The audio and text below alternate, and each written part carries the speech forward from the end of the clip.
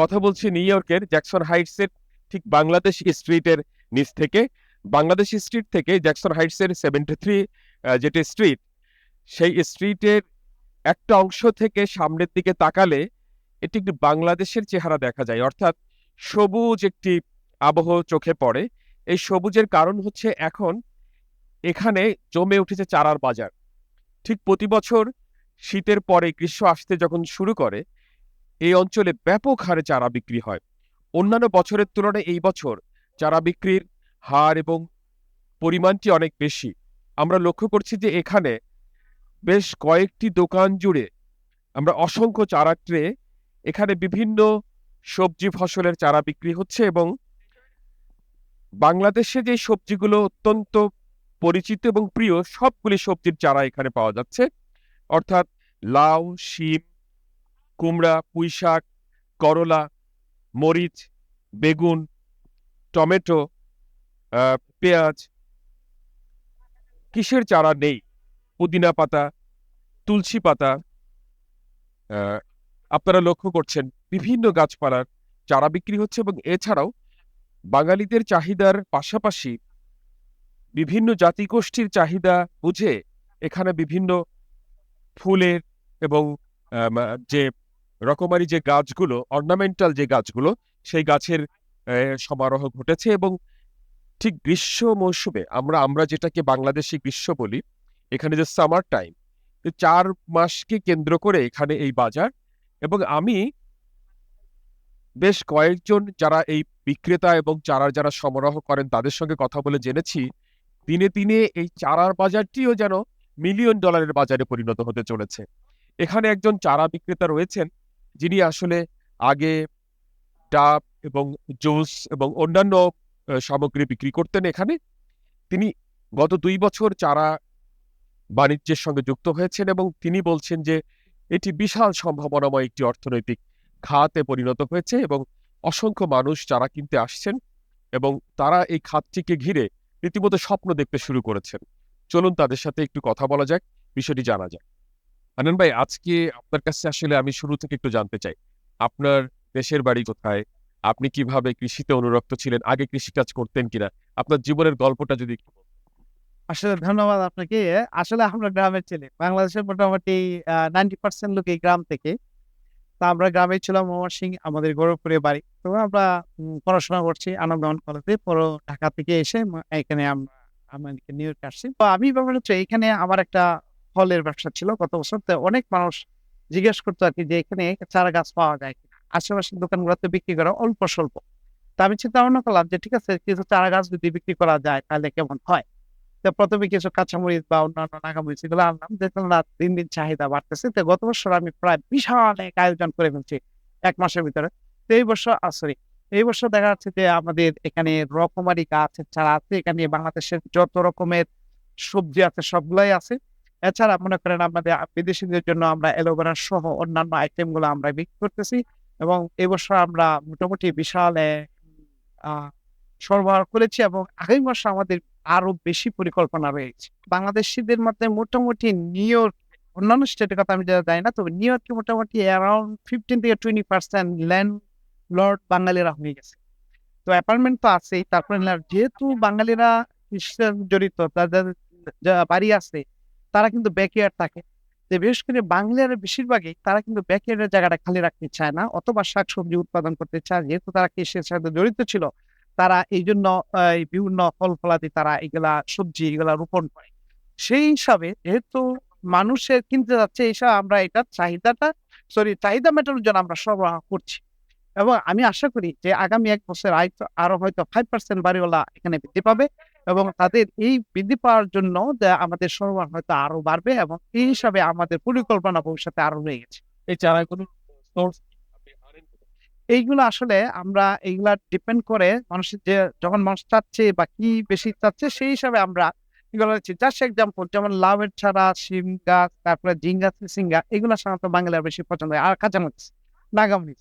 তো এইজন্য আমরা দেখা যাচ্ছে বাঙালি অথবা আমেরিকান বিভিন্ন যারা এগুলা উৎপাদন করে তাদের সাথে আমরা যোগাযোগ করে অনলাইনে হোক বা বিভিন্ন সোর্সের মধ্যে যোগাযোগ করে আমরা এগুলো সংগ্রহ করি। এই বছর আমি নিজে একটা পরিকল্পনা করেছি অগাস্ট অথবা সেপ্টেম্বরের দিকে আমি আলবেনি আপস্টেট অথবা অন্যান্য জায়গায় যেখানে গ্রিন হাউস রয়েছে সেখানে আমি ভিজিট করার সম্ভাবনা আছে এবং ভিজিট করার সম্ভাবনা যদি দেখি তাই বাংলাদেশে আমি এই ব্যবসা অভিজ্ঞতা থেকে বুঝতে পারছি যে কি চারা গাছের চাহিদা বেশি। সেই হিসাবে আমি একটা পরিকল্পনা আছে এবং আমি নিজে উৎপাদন করবো ইনশাল্লাহ এবং আমি এখানে আপাতত হয়তো জ্যাকসন হাইট, ওজন পার্ক এবং ব্রন্সে ৩ টা জায়গায় আমি ৩ টা সেলস সেন্টার স্থাপন করবো যেন বাঙালিদের যেন চাহিদাটা আমি পূরণ করতে পারি। আসলে চারার মার্কেটটা এটা একটা বিশাল যে এখানে যে চাহিদা যেমন আমরা হোম ডেলিভারিতে যাচ্ছি আমি কয়েকদিন আগে মাটি আনতে গিয়েছিলাম গিয়ে বাঙালিরা চারা কিনছে। তার মধ্যে যেমন সে এই যে গ্রিন চিলি কিনতেছে, টমেটো কিনছে। তো দেখা যাচ্ছে যে অনেক বাঙালি হয়তো এইখানে যে আছে এটা জানে না। এখন সে হয়তো হোম ডেলিভারির আশেপাশে আছে অথবা সে আগে থেকেই জানে যে হোম ডেলিভারিতে সেল করে। সেই হিসেবে সে এখানে যাচ্ছে। যখন আমরা এইখানে আরো অনলাইন ভিত্তিক বা আ পেপারে দিব, অনলাইন দিব, টিভি নিউজে আমরা যদি দেই যে এখানে চারা সরবরাহ আছে, চারা সংগ্রহ আছে, তোমার মানুষ তারা আসবে এবং এটা আমার মনে হয় বাঙালির যে চাহিদা এইসব মিলিয়ন ডলার হবে। এটার ইকোনমিক শেখ সিরাজ স্যারের যে আমি উনাকে স্যার বলছি এইজন্যই তার যে অবদান এটা একজন শিক্ষকের চেয়েও বেশি। তো এটা আমি বাংলাদেশেও দেখছি, এখানেও আমি দেখছি তার অবদানটা খুবই আ গুরুত্বপূর্ণ। তো এইটার জন্য আসলে কি বাঙালি আমি আগেই বলেছি যে বাঙালিরা কিন্তু কৃষির সাথে ছোটকালে জড়িত। এইজন্য এই সকল অনুষ্ঠান দেওয়াতে অনেকে মানুষে দেখা যাচ্ছে যে এটা আরেকটু ইন্সপিরেশন পাচ্ছে। যে যে বিদেশের মাটিতে যাচ্ছে ঠিক আছে উনি যখন বলছে টিভিতে অনুষ্ঠান দেখছে, কেউ হয়তো ঠিক আছে ২-৩ টা গাছ লাগিয়ে ফেলি অবসর ছুটির দিনে। এইজন্য দেখা যাচ্ছে যে এইটার আসলে চাহিদা বাড়তেছে বা এটা বৃদ্ধি পাচ্ছে। আমরা এই বাংলাদেশ ট্রেডেই আমরা একটা বৃক্ষমেলার আয়োজনের পরিকল্পনা রয়েছে। অলরেডি আমরা সিটি কাউন্সিলে যারা জড়িত তাদের সাথে একটা আলোচনা আমরা করেছি। ছোটখাটো এটা ফাইনাল না। তো বলছে যে ঠিক আছে আপনি যদি এটা নিয়ে করতে চান তা আমরা আ প্রশাসনিক যত হেল্প আছে আমরা করব। আর যদি এখানে অনুমতি আমরা পাই, না হয়তো আপনার বিকল্প কোনটাও নিতে হবে। তবে এইজন্য আরেকটা জিনিস আছে যে আ এই অনুষ্ঠানটা যে বৃক্ষমেলা করার যে সাধারণত বাঙালি যে আ সবজিগুলা রয়ে গেছে এগুলার একটা মেক্সিমাম হবে। এছাড়া মনে করেন লেবু গাছ আছে, এটা মোটামুটি একটা চাহিদা আছে, লাউ গাছ ইত্যাদি গুলা মোটামুটি এগুলোর উপরে ভিত্তি হবে। আর এটা করার জন্য বা এটাকে ইনক্রিজ করার জন্য, ইন্সপায়ার করার জন্য মানুষকে আমরা সম্ভাবনা আছে জানুয়ারি থেকে আমরা বিভিন্ন টিভিতে বিজ্ঞপ্তি দিব এবং পেপারেও বিজ্ঞপ্তি দিব। যারা অংশগ্রহণ করতে চান, একটা নির্দিষ্ট ডেট আমরা বলব। আগে যদি আমরা অনুমতি পাই সেটার উপর ভিত্তি করে এবং যারা অংশগ্রহণ করতে চান সারা ইউএসএ থেকে তারা অবশ্যই তাদের নিজস্ব উৎপাদিত গাছ নিয়ে এখানে হাজির হতে পারেন এবং তারা ইকোনমিক ভাবে লাভবান হতে পারেন। যেমন আমি উদাহরণ দিচ্ছি যেমন সিলেটি লেবু যেটা বলে গন্ধরাজ লেবু। এটা যদি কেউ ব্যক্তিগতভাবে ১০০ চারা কলম দিয়ে উনি তৈরি করেন, তাহলে ১০০ চারা যদি এভারেজ $৫০-১০০ মতো প্রাইস হতে পারে। সুতরাং বুঝতে পারছেন এটার দাম কত হচ্ছে। সে কিন্তু এই ৭ দিনের ভিতরে এই টাকাটা অর্জন করতে পারে, উপার্জন করতে পারে এবং এটা যেন তার জন্য লাভবান এবং যারা গাছ পাবে তারাও লাভবান ইজিলি গাছ পেয়ে গেল। এখানে যেসব দোকানের সামনে আমরা চারার ছোট চারার ইউনিট তৈরি করেছে তারা দেখছে বিক্রি হচ্ছে। এই চারাগুলো কি আপনি সরবরাহ করেছেন? নাকি তারা নিজেরা? এইখানে আসলে দেখা যাচ্ছে যে না, এখানে আমি করি নাই। তো ২-১ টা মার্কেটে আমার কাছ থেকে এখানে নিয়েছে তারা বলছে যে, "ঠিক আছে আপনি তো অনেক তার কাছ থেকে করতে আনছেন।" আমি তো আনছি থেকে। তো উনি বলছে যে, "আমি তো কয়েকদিন আগে একটা একজন দিছে এটার দাম তো এত।" আমি বলছি, "না আমার তো এটা ট্রে পড়বে এত টাকা।" বলছে, "আমারে তো আরো ৳১০ বেশি নিছে ট্রেতে।" তো আমি বলছি, "ঠিক আছে তা আমার এখান থেকে নেন অথবা আমি দেই।" তখন আমি উনাদেরকে দিয়েছি অনেক সময় ওদের দোকানে অথবা ওরাও পিক করেছে এখান থেকে। তো ভবিষ্যতে আমার পরিকল্পনা যদি আমি ফার্ম করি, গ্রিন হাউস করি তাহলে অবশ্যই আমি সহবাস করব। এরকম স্বপ্ন আপনার কাছে? স্বপ্ন রয়েছে ইনশাআল্লাহ। এবং আমি নিজেও সেল করব বিভিন্ন জায়গায় যেখানে বাঙালিদের অধ্যুষিত এলাকায়। আমি দোকান দিয়ে আমি সেল করব ইনশাআল্লাহ। আমরা জ্যাকসন হাইটসের এই চারার বাজারে প্রতিদিন অনেক রকমের মানুষের ভিড় দেখা যায়। বিশেষ করে যারা ক্রেতা, বিক্রেতা তারা আসেন। কিন্তু শুধু সবুজের টানে এবং সুন্দর এই ব্যবস্থাটি দেখে কেউ এখানে দীর্ঘ সময় কাটান। সেরকম একজন মানুষকে পেয়েছি। আপনার সাথে একটু কথা বলতে চাই। আপনি এখানে চারা কিনতে এসেছেন নাকি? আমি চারা কিনতে আসি নাই কিন্তু আমার বন্ধু চারা বিক্রেতা আমার বন্ধু। তা আমি প্রতিদিনই আসি, আসলে দাঁড়িয়ে দেখি চারা বিক্রেতাকে দেখি, উনার সাথে চা খাই, গল্প করি। এতে আমার খুব আনন্দ লাগে। আর এটা তো 73 বাংলাদেশ রোড হিসাবে এটা গত বছর উদ্বোধন করছেন। এটা বাংলাদেশ রোড হিসেবে। আর স্ট্রিট হিসাবে এটা উদ্বোধন করছেন। সেদিনও আমি ছিলাম, স্বাধীনতা দিবস ছিল সেদিন। কিন্তু আজকে আমার কাছে এখানে আসলে অনেক ভালো লাগে। ভালো লাগে যে বাংলাদেশের মতো মনে হয়। এখানে অনেক বন্ধু পাই।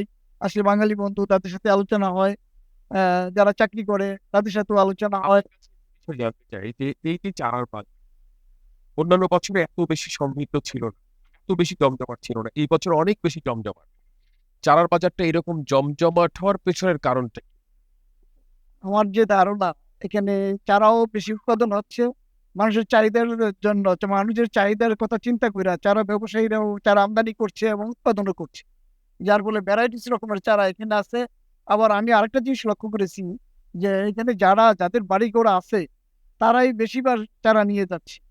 হ্যাঁ, কিছুক্ষণ আগে আমি একজনের সাথে আলাপ করলাম যে ওনার কাছে সব রকমের তরি তরকারি আছে ওনার বাগানে, এখনো ওনার বাগানে সিম আছে।